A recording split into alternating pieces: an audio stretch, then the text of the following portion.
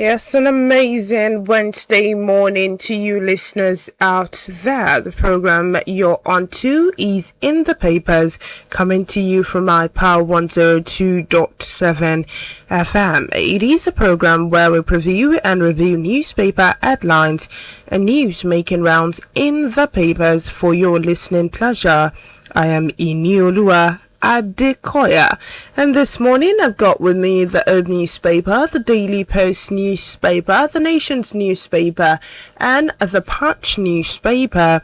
Right about now, I will go on a short break. When I get back, I'll give you headlines making rounds in the papers this morning.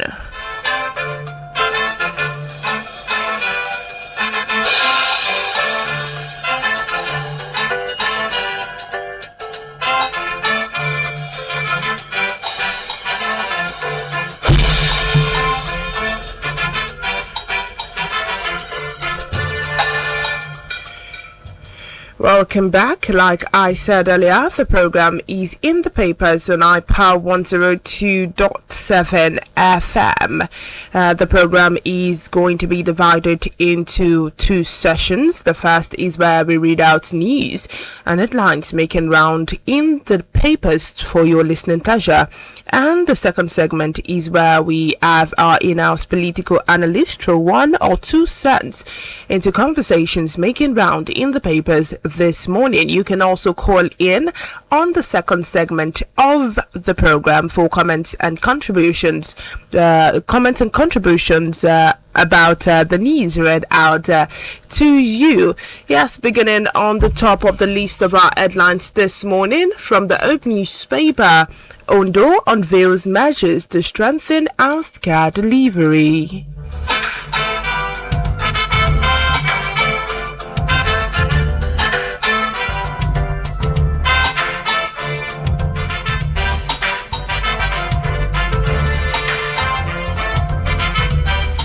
Yes, still talking headlines this morning. NAPTEP Technical College entrance exams record 75% pass.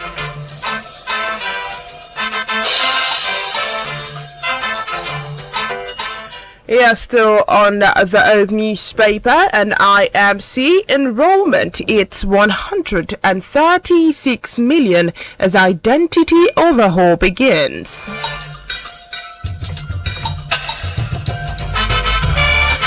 Yeah, still taking headlines from the old newspaper talking xenophobia. Senate threatens diplomatic action against South Africa.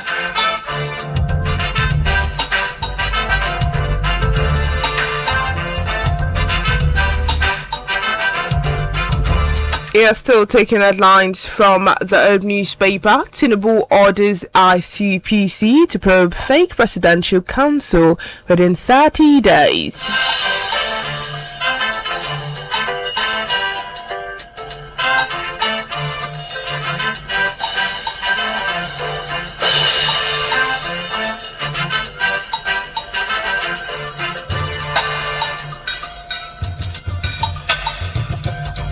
Yeah, still taking headlines, and now moving to the Daily Post newspaper. Bajabia Mila, they prepared PFIPC budget while I was in detention, says Adeyemi.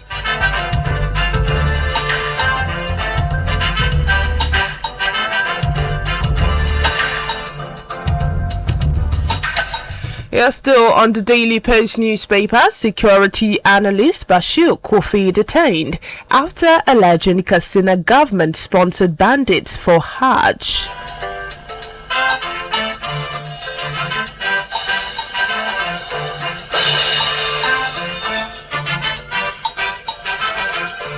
Yeah, still taking headlines from the Daily Post newspaper. ICPC explains arrest of El Rufai's doctor after hospital visit.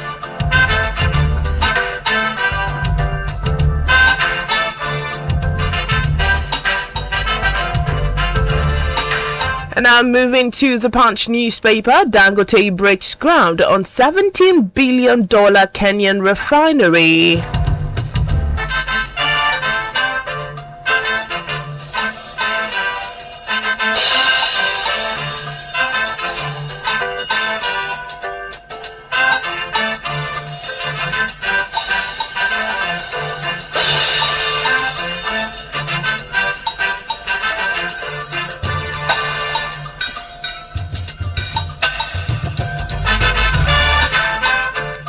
Still taking headlines, EFCC and over 1,452 recovered items to Unity schools.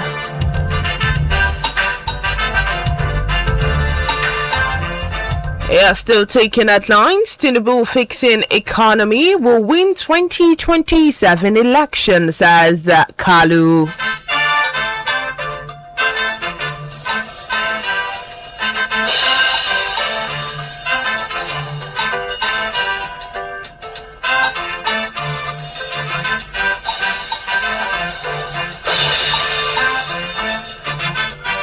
And now to the nation's newspaper. Arrest of associates puts pressure on abductors to free Orire victims.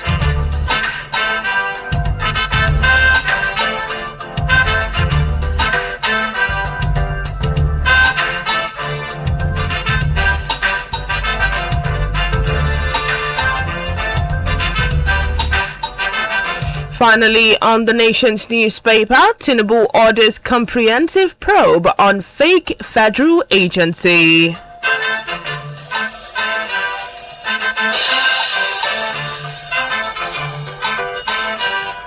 Yes, and with that final headline, we will go on another short break. When I get back, I'll give you more news making rounds in the papers this morning.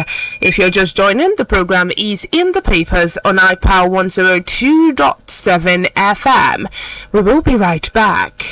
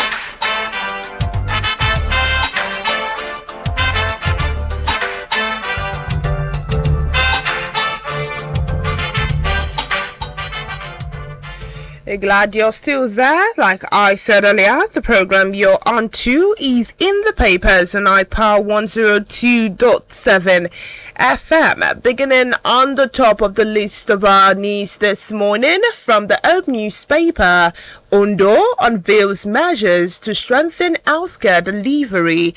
And now to the details. The Ondo state government has acknowledged shortcomings in the state healthcare system and unveiled fresh measures aimed at strengthening primary health care, expanding health infrastructure, boosting health workforce, and improving evidence-based decision-making to enhance service delivery. The State Commissioner for Health, Dr. Banji Ajaka, disclosed this while speaking at the State Dissemination Workshop on the 2025 National Health Facility Survey Report and other survey reports in Accra. Ajaka said the state was more interested in identifying gaps and addressing them than competing with other states on health rankings. He also frowned at the manipulation of health data to improve state rankings, insisting that the government would continue to prioritize credible data that accurately reflects realities on the ground. According to him, the state has shifted its attention to strengthening primary healthcare as the foundation of an effective healthcare system. The commissioner said investment in secondary and tertiary healthcare had also improved access to specialized medical services, citing the contributions of the Federal Medical Center (OWO), the Federal University of Technology Teaching Hospital, and the University of Medical Science Teaching Hospital. If that news aligns with your interest, it is on the Old newspaper with the headline, Ondo unveils measures to strengthen healthcare delivery.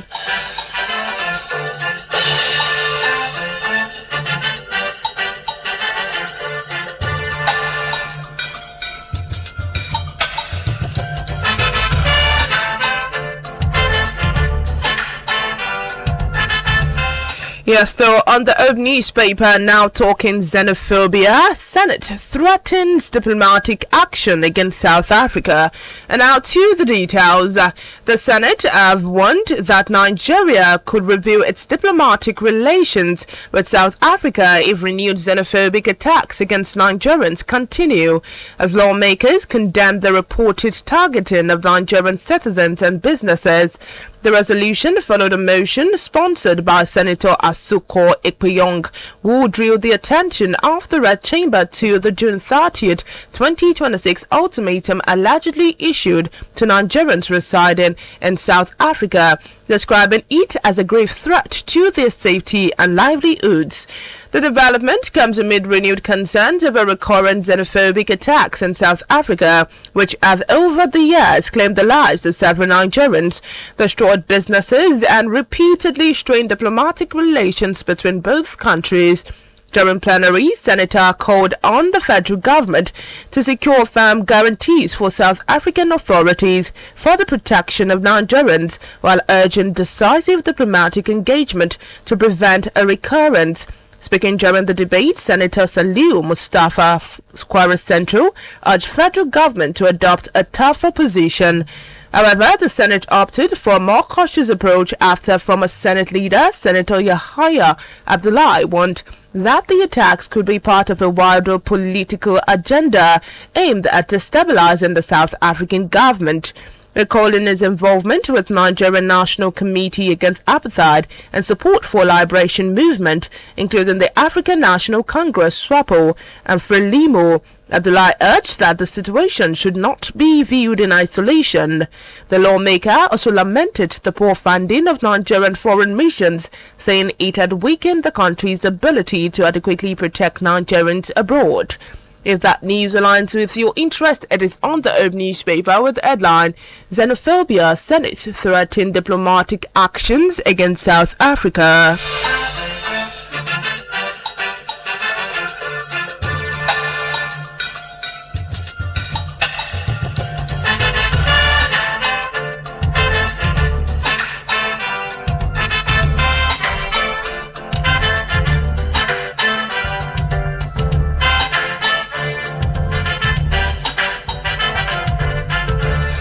Yes, still on the Old newspaper, NAPTEP Technical College entrance exams record 75% pass. And now to the details.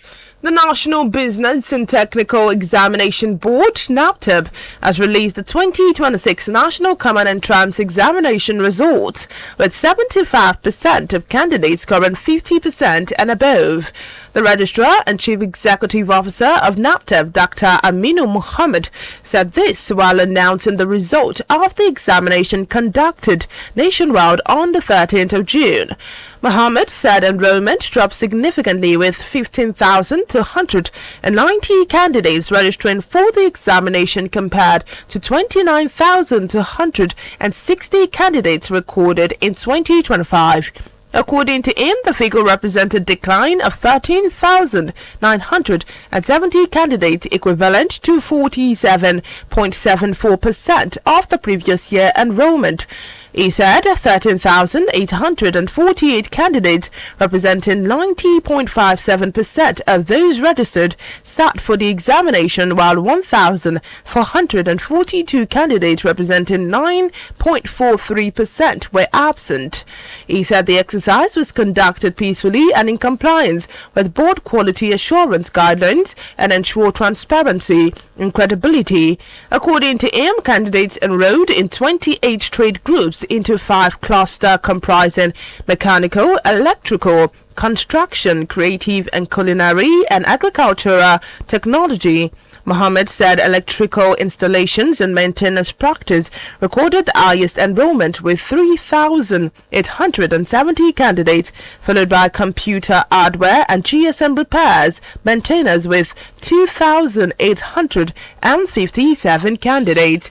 If that news aligns with your interest, it is on the Open newspaper with the headline, NAPTEP Technical College entrance exams record 75% pass.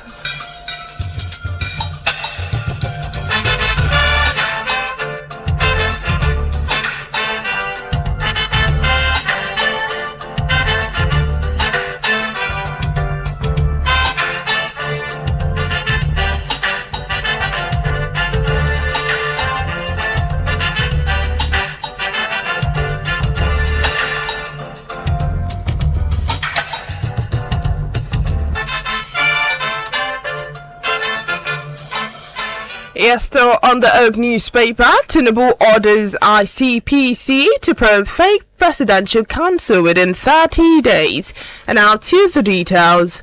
President Bola Ahmed Tinubu has directed the Independent Corrupt Practices and Other Related Offences Commission (ICPC) to carry out a comprehensive investigation into the activities of the fictitious Presidential Foreign Intervention Promotion Council (PFIPC), ordering the anti-grant agency to submit its reports within 30 days. The directive was contained in a statement issued by the President's Special Advisor on Information and Strategy, Bayo Ononuga. According to the statement, President Tinubu said the investigation should uncover the full extent of the alleged fraud and identify all individuals and institutions involved.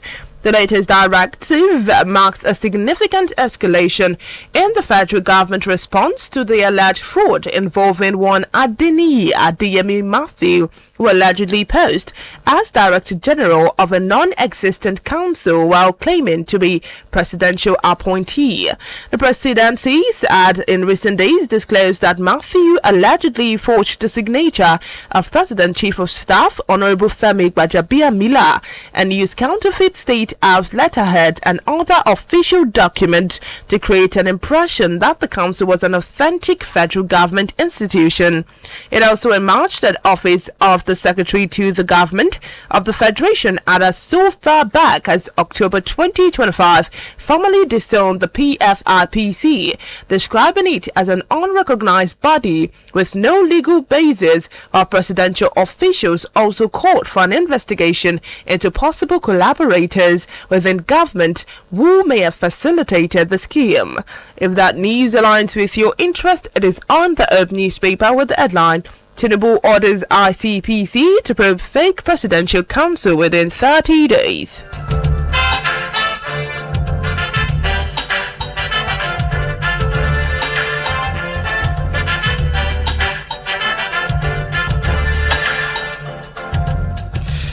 Yes, to listeners on the program this morning, the phone lines have not been officially open, but when it is officially open, I will be sure to reiterate the fact that the phone lines are open.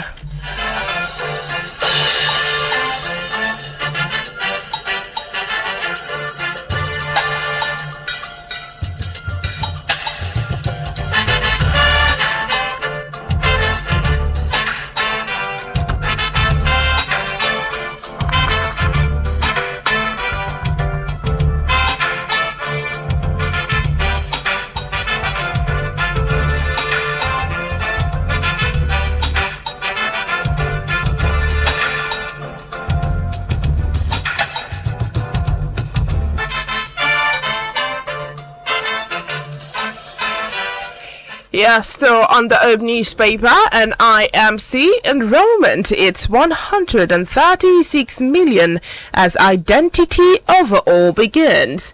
And now to the details. The National Identity Management Commission (NIMC) has enrolled more than 136 million Nigerians and legal residents into the country's national identity database as the government begins implementing a new law aimed at transforming its digital identity infrastructure. The Commission disclosed this in a statement signed by the head of corporate communication and NIMC, Inioluwa Adekoya, following the agency's stakeholders' engagement with the Federal Ministry of Budget and Economic Planning on the implementation of a new NIMC Act. The legislation, which repeals the 2007 NIMC Act, places the National Identification Number at the center of the Nigerian identity ecosystem through a one-person, one-identity framework designed to create a single trusted identity system for residents. Under the new law, NIMC will serve as a root certificate authority for the country's digital identity infrastructure, with expanded responsibilities around digital credentials, cybersecurity, and data protection. And IMC Director General Abisoye Kuka Odusote said the Commission aims to complete enrollment and issuance of NINs to all Nigerians and legal residents within the shortest possible time. If that news aligns with your interest, it is on the Open newspaper with the headline, NIMC enrollment hits 136 million as identity overall begins.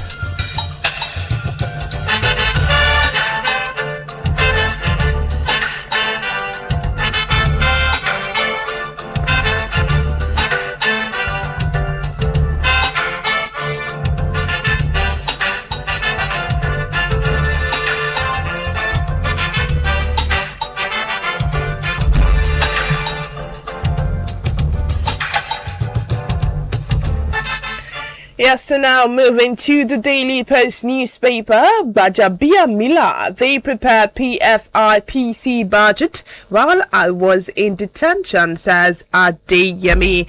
And now to the details. Prince Adeniyi Adeyemi, who claims to be the Director General of the Presidential Foreign Investment Promotion Council, PFIPC, has questioned how the agency was captured in the national budget, despite the presidency insistence that it never existed. Speaking in a chat with newsmen, Adeyemi said he was in police detention during the period the budget was being prepared and therefore could not have participated in the budget defense process. According to him, he was invited by the Nigerian police force on the 27th of October of a petition allegedly filed by the President Chief of Staff, Femi Gbajabiamila, questioning the activities of the PFIPC. Adeyemi said he honored the invitation and was interrogated about the agency, his appointment letter, and those who facilitated his appointment. He claimed they remained in detention for 23 days from the 27th of October to the 19th of November before being charged to court on the 27th of November. According to him, the agency office had already been relocated to another government officials by the time he regained his freedom, and he has not returned to the office since his arrest.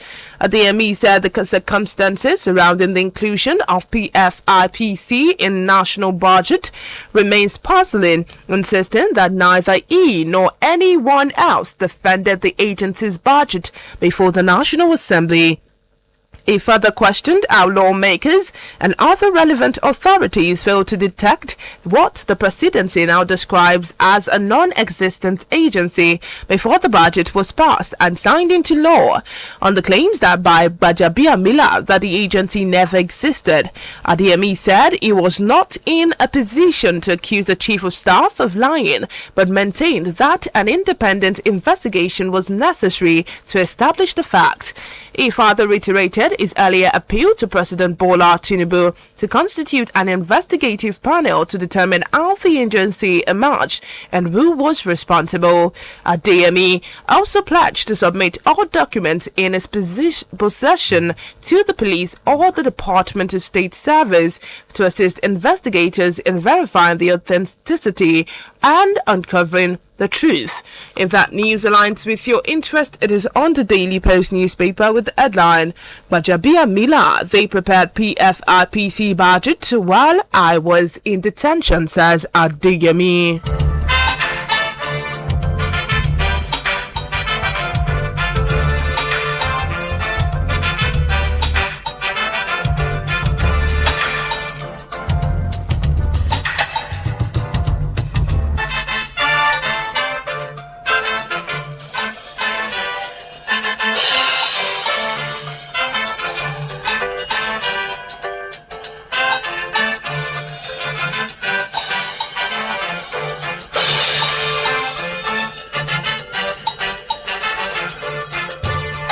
Yes, still on the Daily Post newspaper, ICPC explains arrest of El-Rufai's doctor after hospital visit.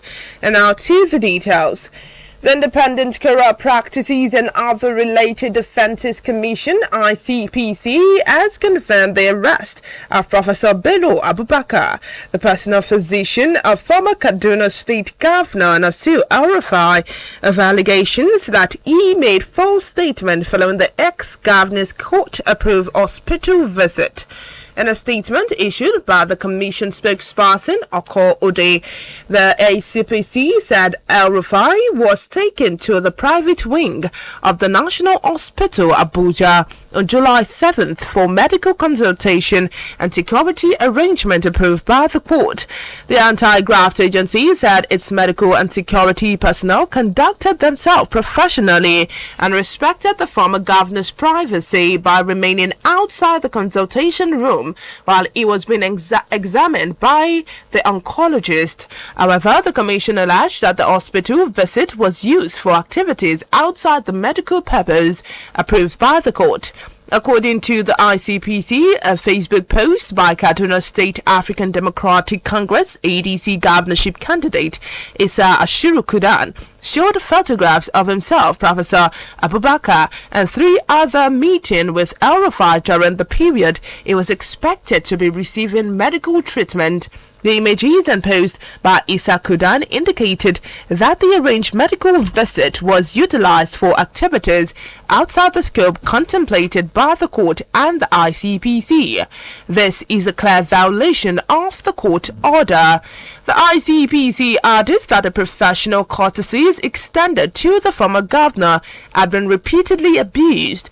It said Professor Abubakar was arrested for allegedly making false statement and has been taken into custody as investigations continue. The latest development comes days after the Kaduna High Court rejected El-Rufai's third application for bail in his ongoing trial on the 9-count charge filed by the ICPC. If that news aligns with your interest, it is on the Daily Post newspaper with the headline ICPC explains arrest of El-Rufai's doctor after hospital visit.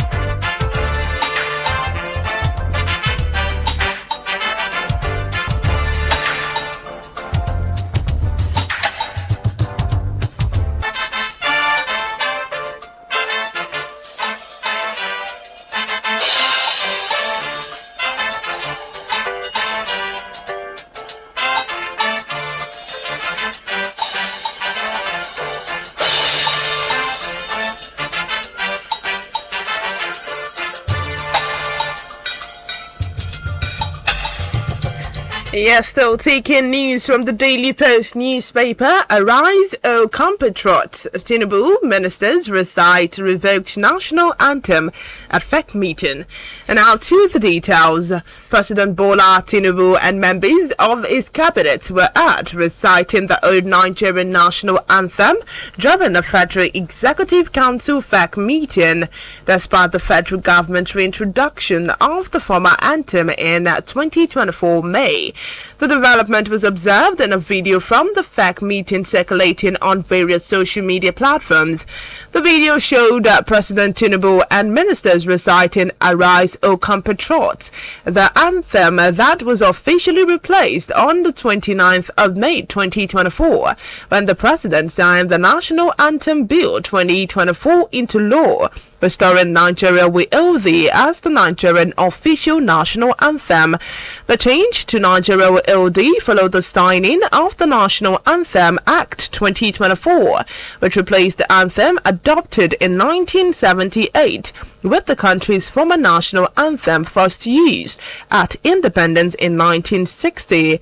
As at the time of filing this report, the presidency has not offered an explanation on why the old anthem was recited during the FEC meeting.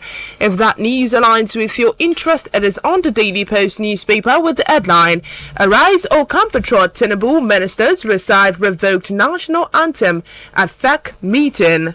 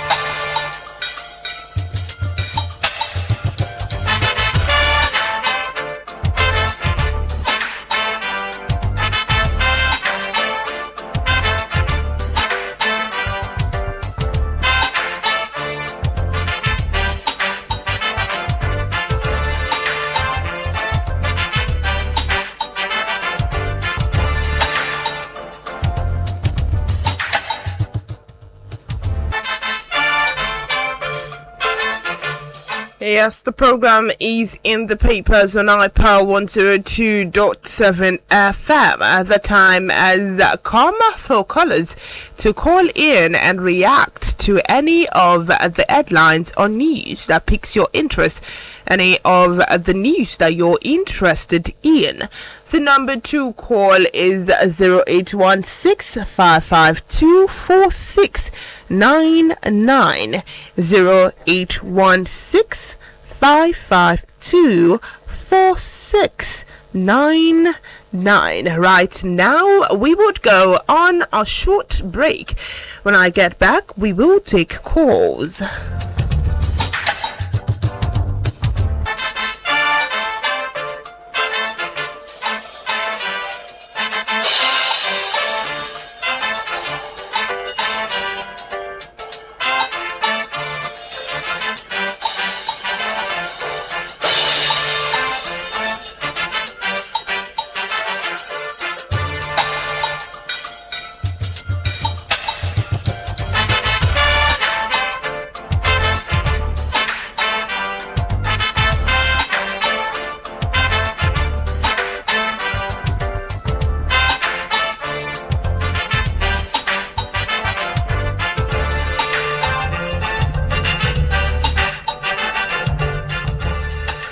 Yes, welcome back. Like I said earlier, the number to call for comments and contributions remains 0816 552 4699. 0816 552 4699. Yes, and with that, we're moving to the Daily Post newspaper talking 2026 budget. And you can also send us text messages if you can't call. The number to send the text message to remains 0816 552 4699. And now moving on to the Daily Post newspaper talking 2026 budget. Almanjari Commission clarifies role in controversial non-education project. And now to the details. The National Commission for Almanjari and Out-of-School Children Education, NCAOSCE, has clarified that the road and other infrastructure projects contained in the 2026 Appropriation Act, a constituency project assigned to the agency for implementation by the National Assembly. The clarification comes amid public scrutiny of the 2026 budget following revelations that the several federal agencies were allocated projects considered outside the statutory mandate, including road projects reportedly inserted into the budget of education-related agencies. In a statement issued by spokesperson Nura Mohammed, the Commission said the project was not its core mandate but inserted into the federal budget by the National Assembly and assigned to the Commission of Implementation. The clarification comes amid public scrutiny of the 2026 budget following the several federal agencies were allocated projects considered outside their statutory mandate. According to the Commission, constituency projects are routinely assigned to ministries, departments and agencies MDAs for execution through the Appropriation Act, adding that all projects captured under its budget would be implemented in compliance with extant laws and financial regulation and procurement procedures. If that news aligns with your interest, it is on the Daily Post newspaper with the headline 2026 Budget. Almanjari Commission clarifies role in controversial non-educational projects.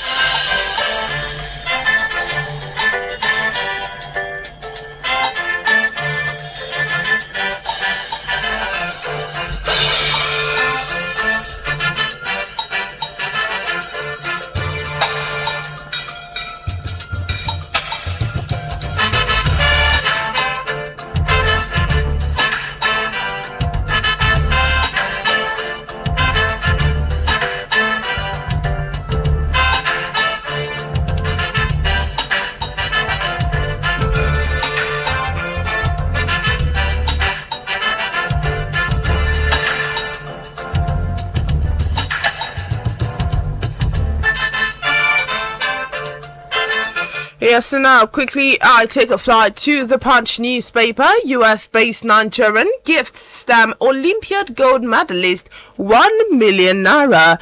And now to the details. A United States-based Nigerian hydrogen specialist, Dr. Michael Taiwo, has rewarded 3 Nigerian students who won gold medals at the International STEM Olympiad in Rome, Italy, with 1 million naira. Taiwo made the pledge in a post on X and later fulfilled it after the students' feat was announced by education advocate Alex Onya. Reacting to Onya's announcement of the students' victory on X, Taiwo wrote in our code, "This is an impressive achievement. Congratulations. I will be getting this lot with 1 million naira. Please DM me with bank details." Onya Adelia disclosed the Nigerian team made up of Chideme Bube Onwubiko, Don Anele Muna Chizom, and Egejurum Onyedikachi clinched a total of 4 gold medals at the competition. The event held at the university campus Biomedical di Roma and attracted contestants from more than 150 countries. He said, "This wait is over. We have 2 gold medals, Timidie Bube Onwubiko and Don Anele Muachizom. We are the best in the world." Onya had initially left out Ege Jurum's name from the first announcement. A lapse he swiftly corrected. He later confirmed that the 11-year-old who competed in primary mathematics category had also won gold, and Anele had picked up a 2nd medal in science. The 3 students aged 11, 13 and 17 qualified for the Rome finale after emerging among the best performers at the Southeast Mathematical Olympiad, a regional competition organized by Onya that drew more than 11,500 participants.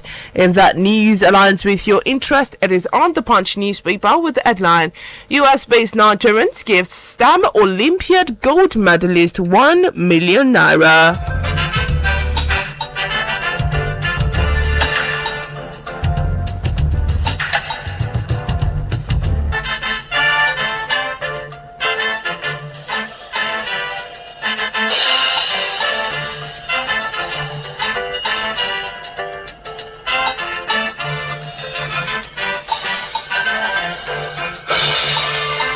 Yes, still on the Punch newspaper, Tinubu names Gbajabiamila AGF, others in State Police Implementation Committee.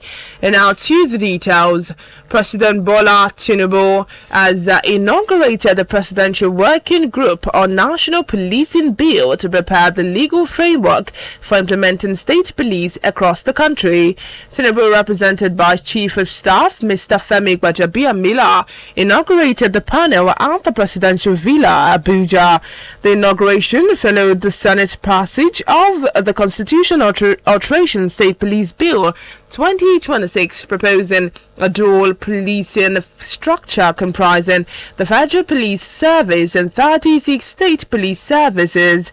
Tinubu said while the constitutional amendment creates a framework of state police, the National Policing Bill would provide the legal structure for its implementation.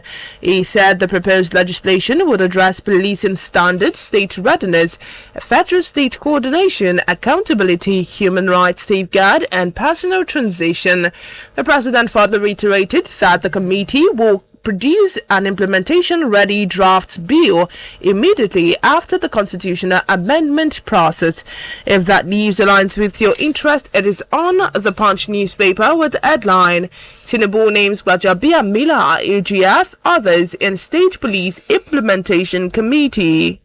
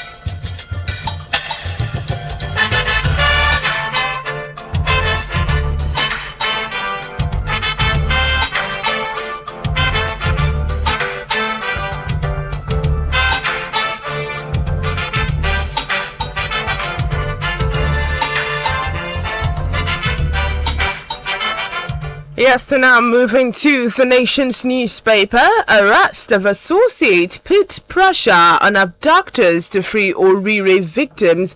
And now to the details. Pressure is mounting on the abductors of school children and teachers in Ahoro, Isinle, Yawota and Alausa communities in Orire local government area of Oyo State.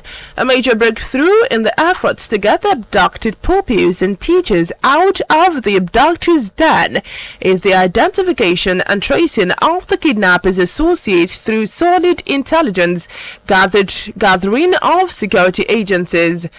For the past 2 weeks, security forces have tightened the noose around the abductors by blocking their escape routes in the expansive Oyo National Park forest where the victims are held. Security sources explain that after painstakingly investigation, security operatives using credible intelligence of the Department of State Service (DSS) identified members of the kidnapping gang and subsequently launched operations to track their associates. According to the sources, operatives have successfully located associates of several members of the gang in different parts of the country. The discovery is said to have unsettled the abductors, who are now believed to be under intense psychological pressure after realizing that security agencies know the whereabouts of their useful associate. The sources from the operations said, and I quote, the kidnapper are becoming increasingly apprehensive. Their confidence has been shaken and they are now showing great willingness to release the children. The sources added that while the abductors remain confused over the implications of the associates, a combined team of DSS operatives and military personnel is steadily closing in on their location and is optimistic that the standoff will soon end with the safe rescue of the hostages. If that news aligns with your interest, it is on the nation's newspaper with the headline.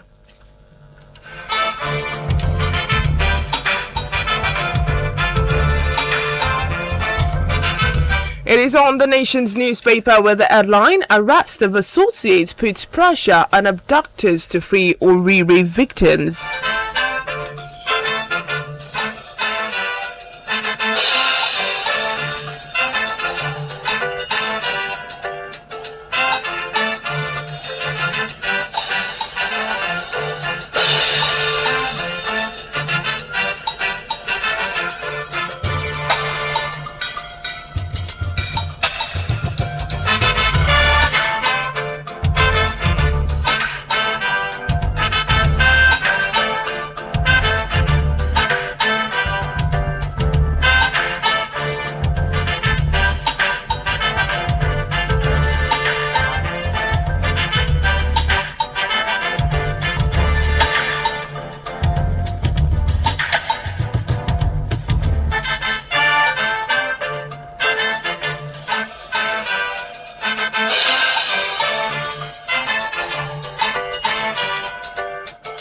Yes, still on the nation's newspaper, NBA reject.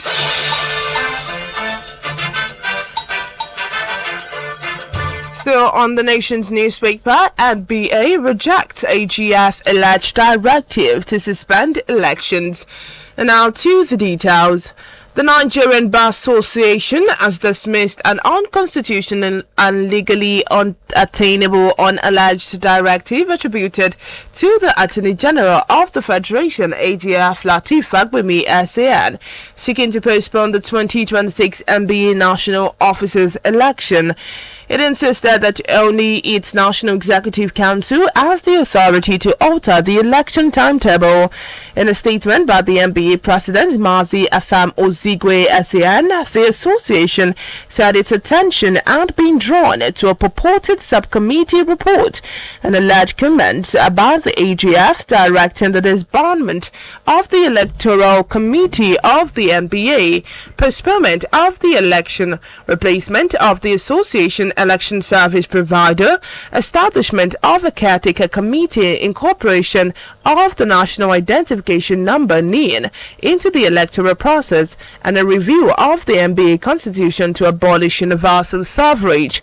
The association rejected the alleged directive as unconstitutional, ultra-vires, and the powers of the Attorney General, and an attempt to interfere in the affairs of the independent professional body. The NBA said the alleged recommendation mirrored relief sought in two pending suits instituted by the Egbe Amofin before the High Court of Oyo State, maintaining that the Attorney General will convene mediation efforts in the matter, lack the authority to grant or impose such release. According to the association, the subcommittee set up after a meeting held on the 11th of June was mandated to solely to the facility the withdrawal of the pending court actions, not to investigate or make findings against the NBA president or recommend sweeping reforms to its electoral process.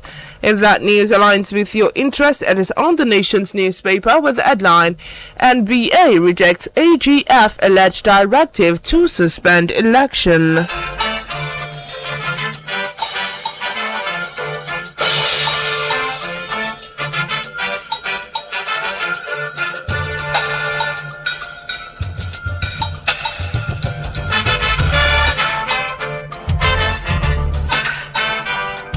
Yes, and finally, on the Nation's newspaper, police impound 195 vehicles for registration number plate violation.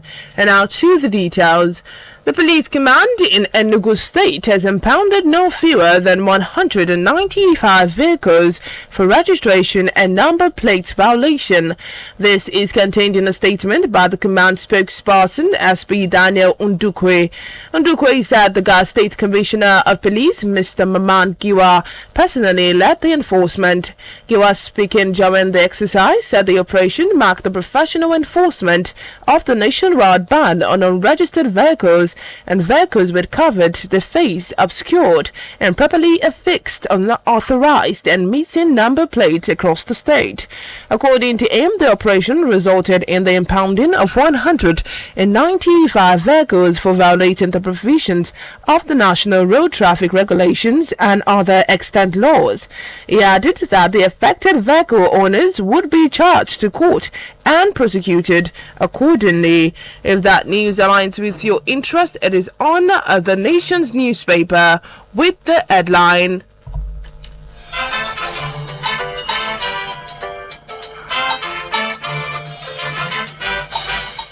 It is on the Nation's newspaper with the headline, police impound 195 vehicles for registration number plate violation.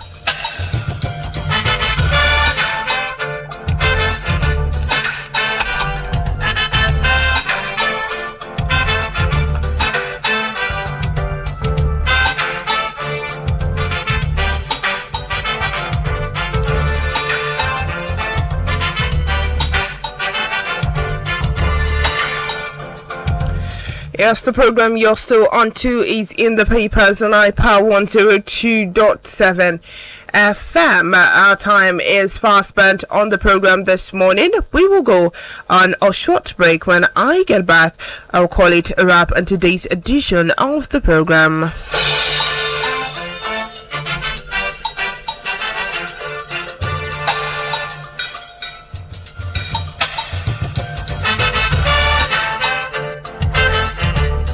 Hello. Hello. Hello. Hello, your name and where you're calling us from? Hello?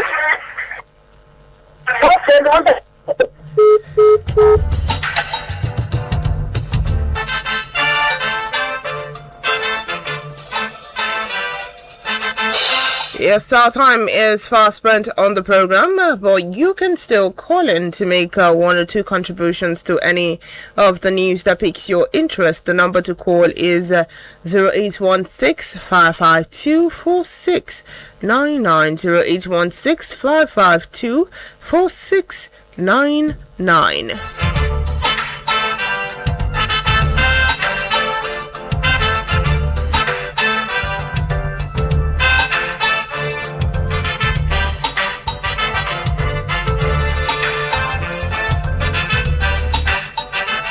Yes, and with that, we've come to a wrap on today's edition of In the Papers. I hope this review has kept you informed of conversations making rounds in the papers this morning.